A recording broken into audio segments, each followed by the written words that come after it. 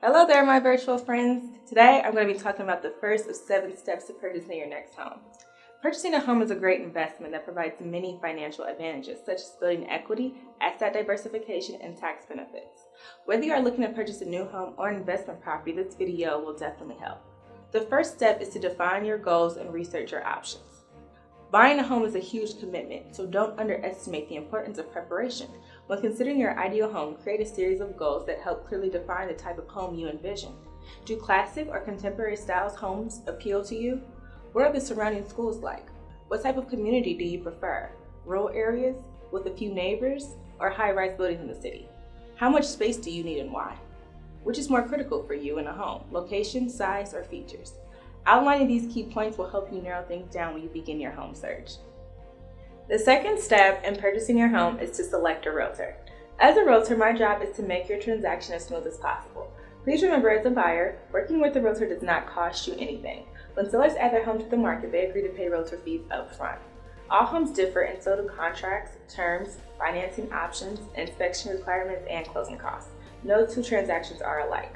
When choosing a realtor, it's important to work with someone you can trust.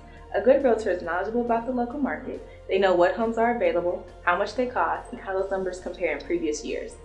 As your realtor, I will set up a plan of action through an analysis of your needs, wants, finances, and the current housing market.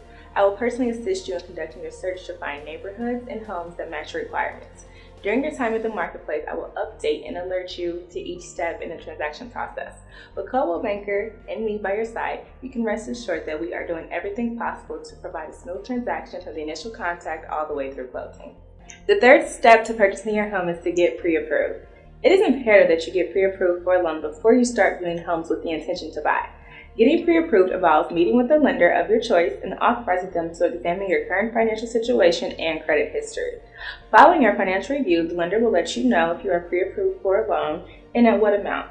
The lender will then provide you with a pre-approval letter in which you will give to your realtor when you have decided on a home you would like to make an offer on. If you are not approved, work with the lender to determine what you need to do to position yourself for a home in the future. If you are unsure on how to go about getting pre-approved, I am more than happy to point you in the right direction. The fourth step in purchasing your home is house shopping. My favorite part, by the way.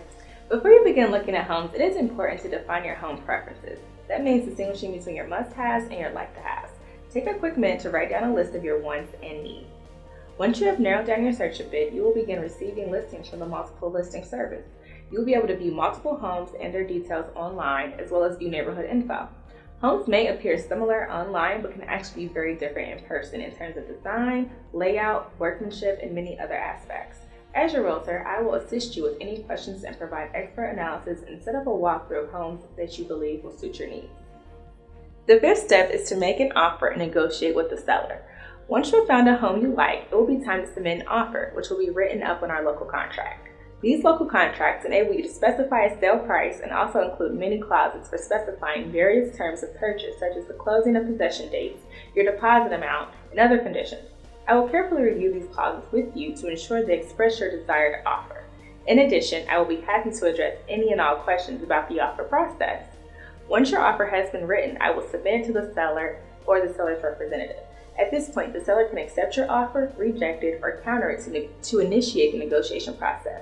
Successive counter offers with deadlines for responding and meeting conditions will be exchanged between you and the seller until a mutually satisfactory pending agreement is reached or the negotiations collapse.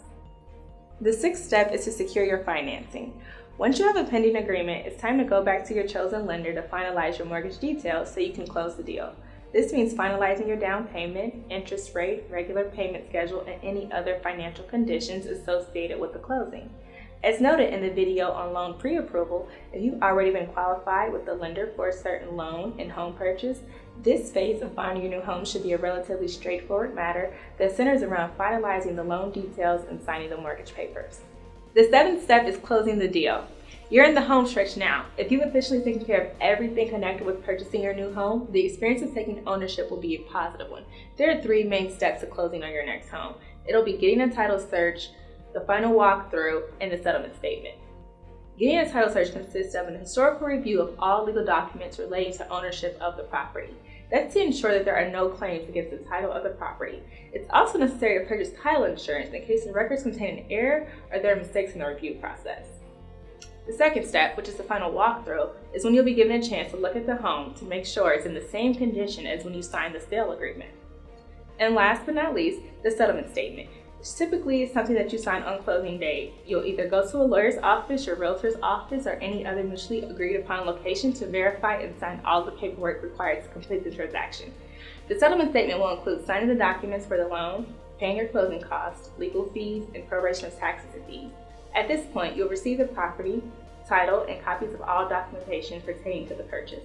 Typically, the closing date and possession date are the same, in which you will exchange keys and are able to move into your new home. In some cases, the possession date can fall within a couple of days after the closing date. And last but not least, it's time to celebrate. You're officially a homeowner.